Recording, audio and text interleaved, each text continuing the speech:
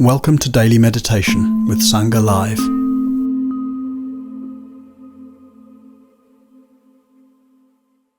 Good morning. Monday morning, early morning, not quite yet light morning, changing season, changing feel, from, I suppose most of us in the Northern Hemisphere, changing feel, summer, changing to autumn, light changing to dark. It's a different feel, isn't it, in the early morning with it not being quite light yet. Something about the darkness in the morning. It just reminds me of all those years in Asia, of the very early mornings in the monasteries, or the first couple of hours of practice, really, 4 till 6, in the darkness. And just that sense as first morning meditation comes to an end of kind of the world coming to life. The sounds of the jungle, birds and light, and so it's a thing that's just coming alive. So, and at least for those of us who are in the north here, just appreciating that sense of darkness for a morning sitting, which will be with us for the next 6 months or so. All right, so welcome, wherever you are and however you are and whoever you think you are, you're welcome. The title, I think, for this week is Emptiness and Fullness. So we'll see where that takes us. On the one hand, we look at different intimations in the mornings of that fundamental emptiness, the goneness and transparency that allows us actually the freeness of letting go, of trying to make things fixed and certain. A lot of our human stress comes from trying to make things fixed and certain, most essentially trying to make ourselves feel fixed and certain, and then trying to make the stuff around us conform to our wishes, conform to our expectations of continuity and certainty. And in life is constantly refusing to conform in that way. So we'll point to these nuances of emptiness, allowing everything to be light, transparent, fluid. And yet also important to point to nuances of fullness. And actually, as I was just sitting here this morning in the early light and chanting a little and ringing the bell, I was just thinking about the fullness of Dharma practice, or fullness of the meditative practice. It's funny that we use this term mindfulness. So, and yet often what passes for the practice of mindfulness is a very bare kind of practice, just meditative attention, dealing with the breath, getting thoughts come and go. I'm not sure that constitutes a fullness of practice. There's so many other elements. And for example, chanting, ringing bells, lighting candles, making bows. Those things can seem a little culturally or historically foreign to us, mostly because we've grown up in what I would say an overly secular culture, an overly materialist culture, where the sense of the numinous, the vast, the mysterious, the profound, the divine, the cosmic, has been squeezed out, squeezed out of our lives, in the replaced by the stuff of the material life, the pursuit of material happiness. And it's not to make that anything wrong with that, but might it be that our meditation practice is also a reflection of that materialist culture or individualist culture? An individual practice, me and my meditation. And, I've had plenty of experience, and many of you have now. Many of you have come slightly reluctantly into chanting with me. And then, when you chant, you discover, there's something beautiful about chanting, something important about chanting.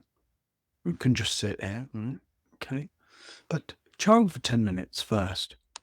And the fact of using voice and breath and meaning, association, and intention, it changes your mind.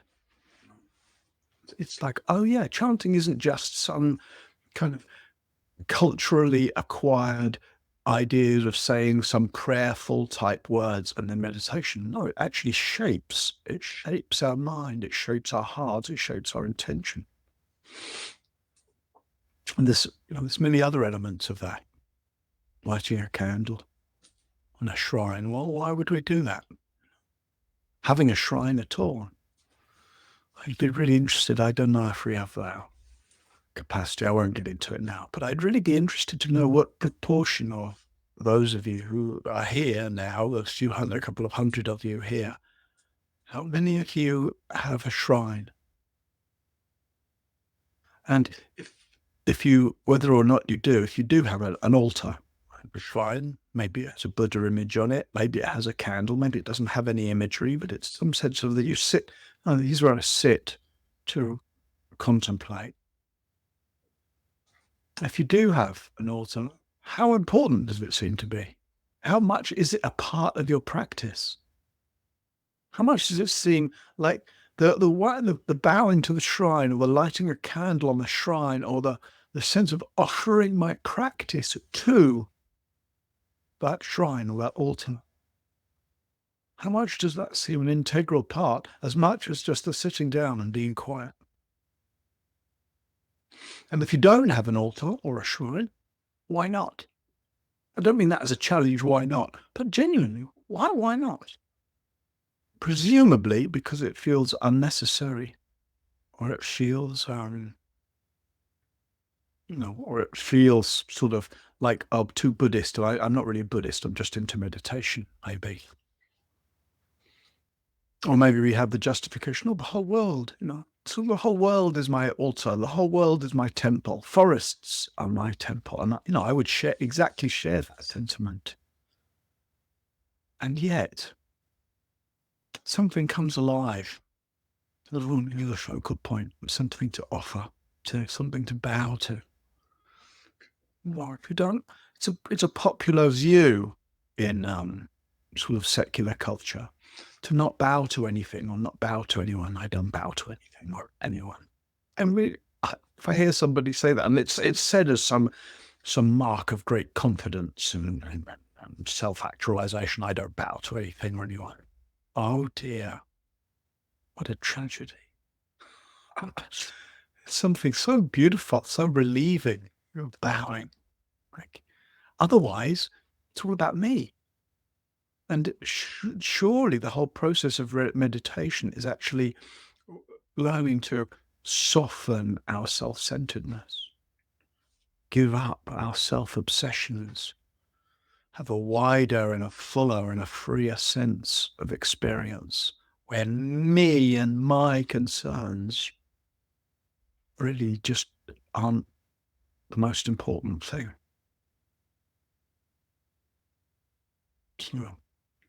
See my son laughs. I'm just noticing those some of you just mentioning that sense of altar, shrine, candles, connection.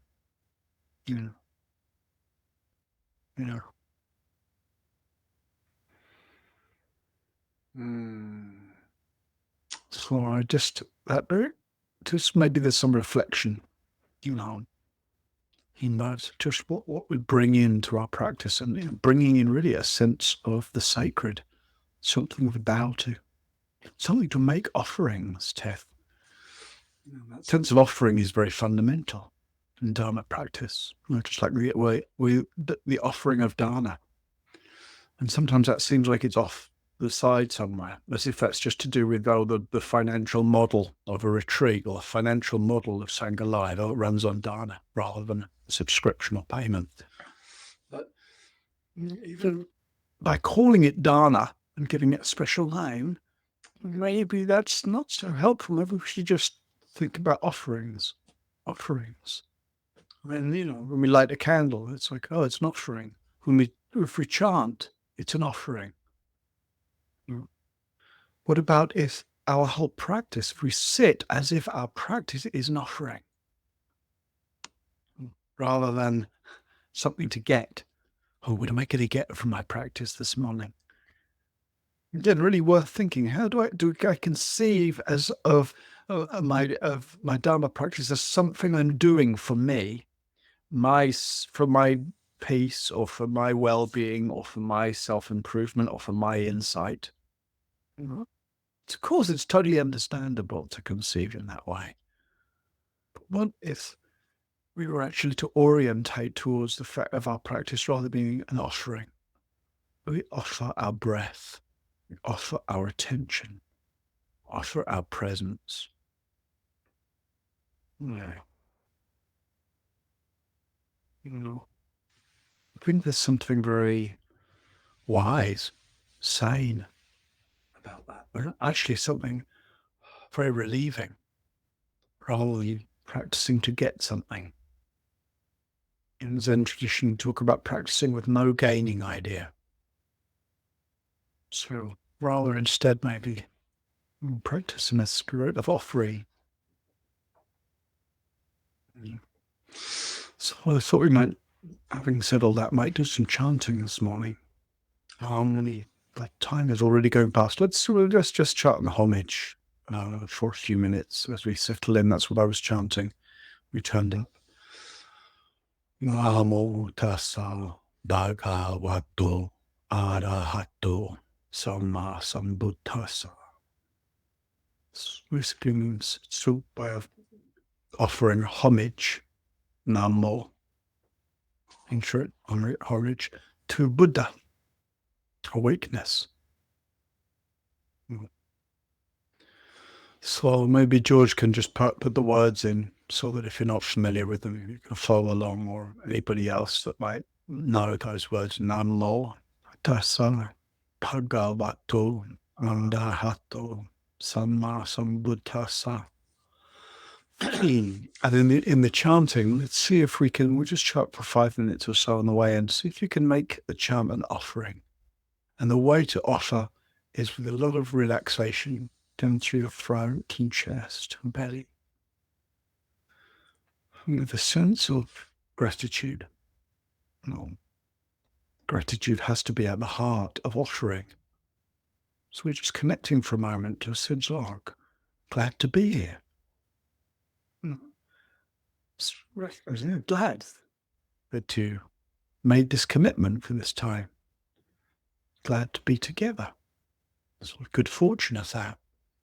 Glad to know that there's this way of being awake in the midst of our lives, rather than just lost in endless thought. And then offering our voice, offering our heart, offering our homage. And like this then, we enter into meditation together. Namo tassa bhagavato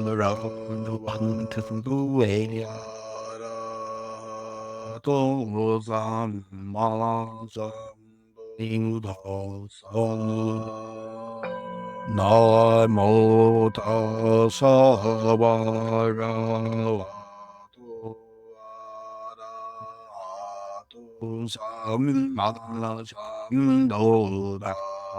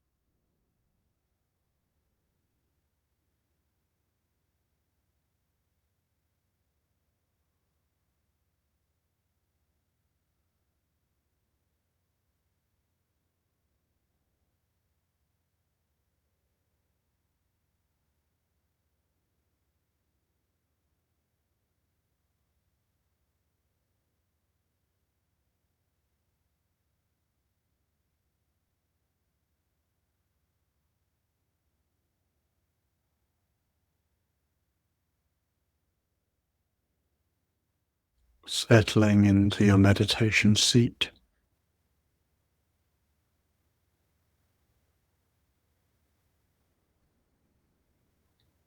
Settling into this feel of body sitting, body breathing.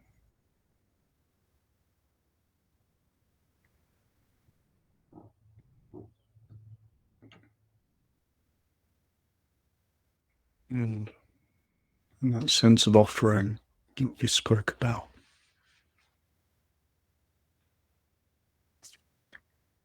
Just having a sense of receiving the offering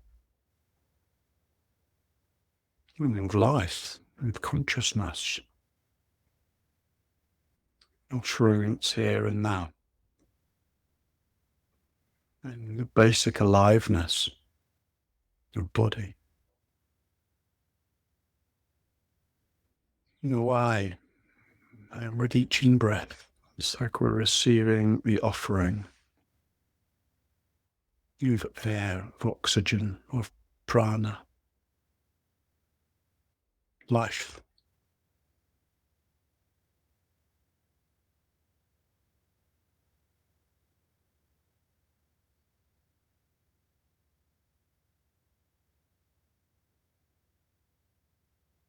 Or as if just to sit here is to be blessed. Blessed with breath, blessed with consciousness, blessed with sense faculties.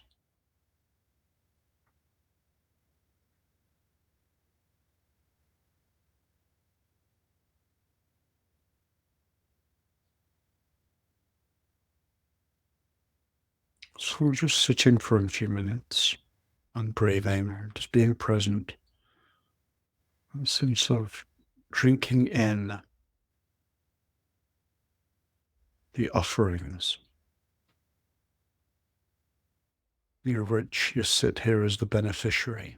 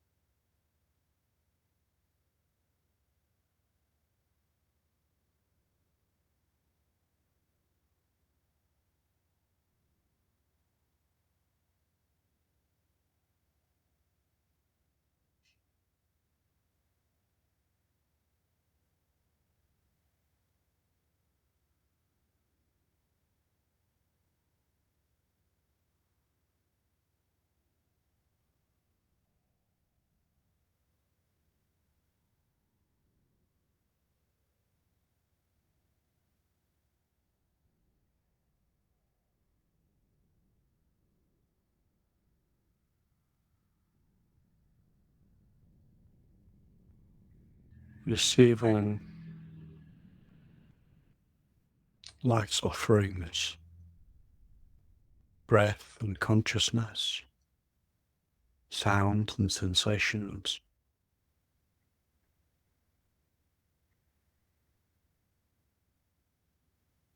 Receiving these offerings with open hands, with an open heart, one can put aside any notions of worthiness.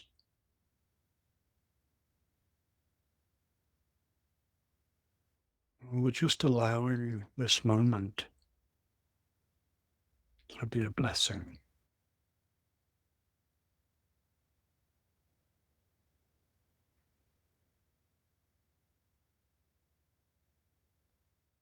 This breath, blessing.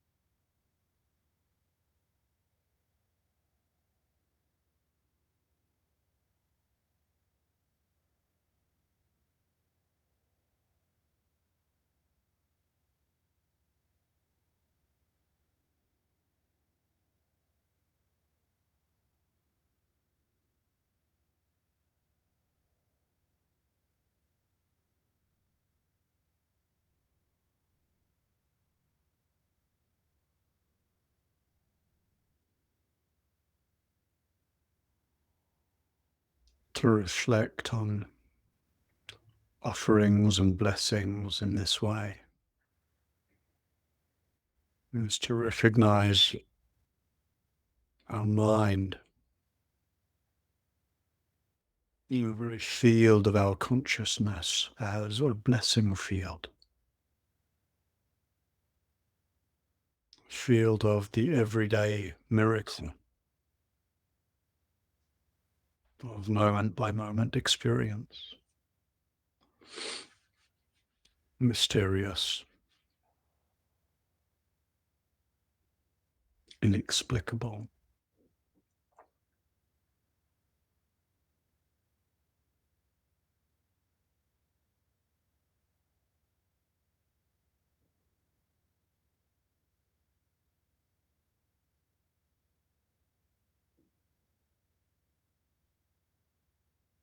The recognition that we're constantly receiving life's support, life's offerings, life's blessings. And that our being alive is the proof, the evidence of that.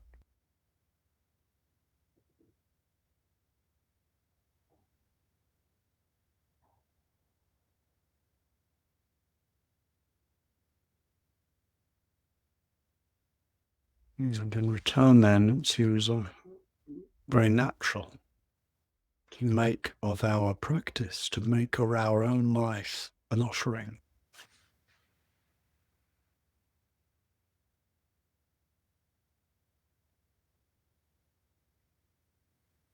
Through second half of this sitting, just continuing to sit and breathe and be present.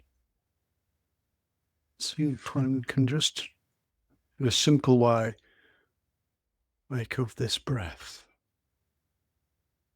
an offering.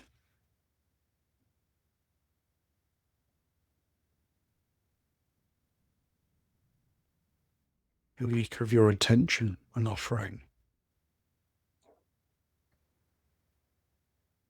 An offering to Buddha. Buddha means awake, awakeness.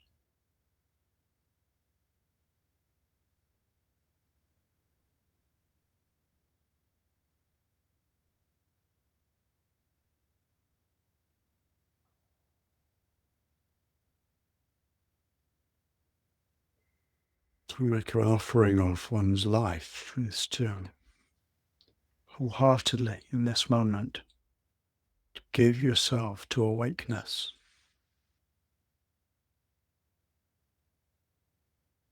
Leaving aside again and again the small-minded concerns and compulsions and contractions and confusions.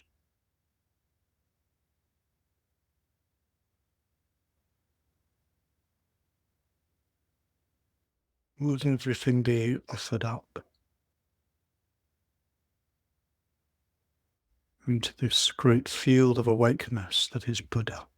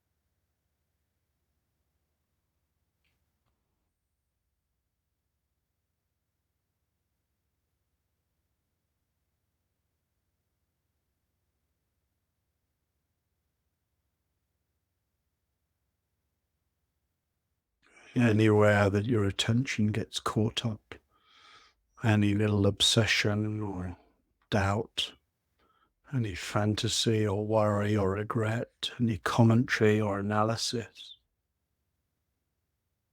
We give it an offering. Just offering it to Buddha, letting it dissolve in awakeness.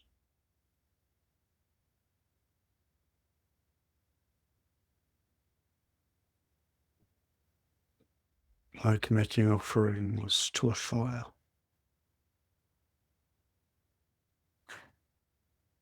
Where everything gets burned up in its heat and light.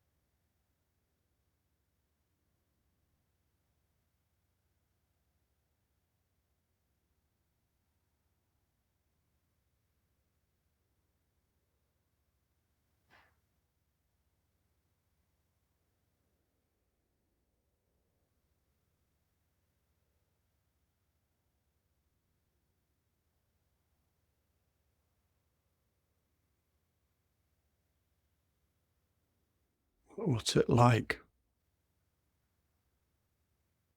You're amidst of each moment, of each experience, an offering to give up the burden of self-centeredness, to offer everything to Buddha, to the natural awakeness in which all experience anyway arises and passes. Offer your breath.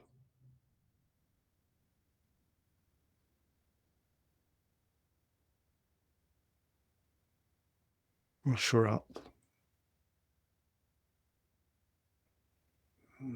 sensory experience.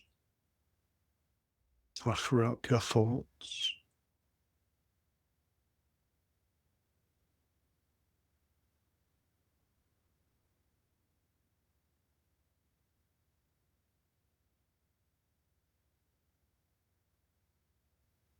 Offer with wholeheartedness.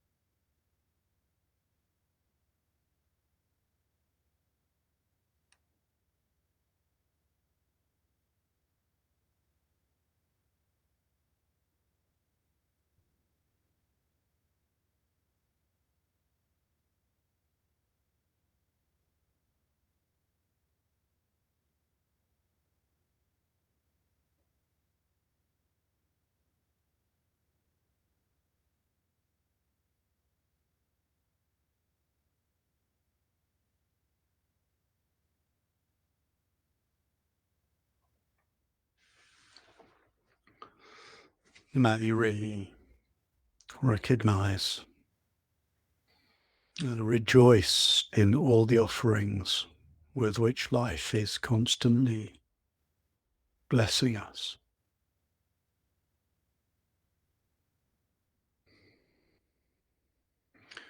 Oh, may we make of our practice, make of our lives, make of our attention and intention an offering.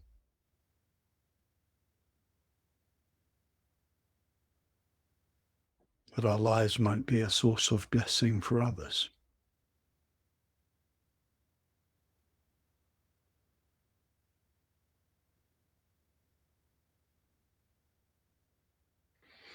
And in this way, the sense of the receiving of offerings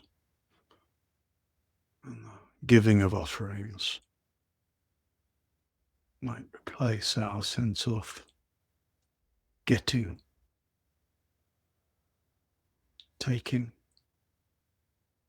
needing, demanding. Rather, the freer process of receiving and responding, being blessed and being a source of blessing.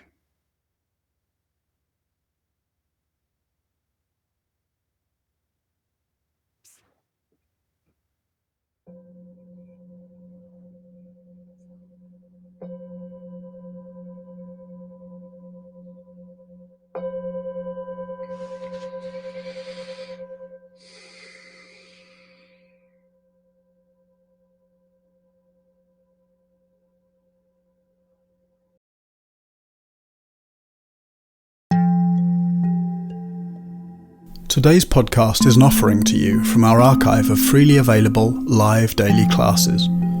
We make wisdom teachings and meditations as freely available as possible to as many people as wish to practice. You can help ensure we can continue to support a worldwide Sangha by leaving a review wherever you get your podcasts, by sharing this with someone who'd be interested, and by offering a small financial support at sangha.live/donate.